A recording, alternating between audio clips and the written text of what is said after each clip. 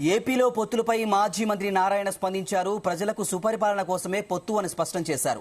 రెండేనా BJP కాంబినేషన్లో భారీ విజయం ఖాయమన్నారు. తెలుగుదేశం పార్టీ అధికారంలోకి రాగానే నెల్లూరు సిటీలో పెండింగ్ వర్క్లన్నీ కంప్లీట్ చేస్తామని హామీ ఇచ్చారు. నెల్లూరులో బాబీ షూరిటీ భవిష్యత్ గ్యారంటీ కార్యక్రమంలో నారాయణ పాల్గొన్నారు. తెలుగుదేశం ఈ యొక్క కాంబినేషన్తో అత్యధిక మెజార్టీ సీటు తెచ్చుకుంటుంది.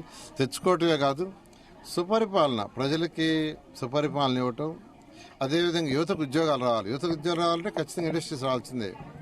పోర్ట్లు, ఇండస్ట్రీస్ ఇవన్నీ రావాలా. అవన్నీ రావాలంటే కేంద్ర ప్రభుత్వం యొక్క సపోర్ట్ కూడా కావాలనే ఉద్దేశంతో ముందుకు పోవడం జరిగింది. ఖచ్చితంగా 24లో గవర్నర్ నారా చంద్రబాబు నాయుడు గారు సీఎం అవుతారు.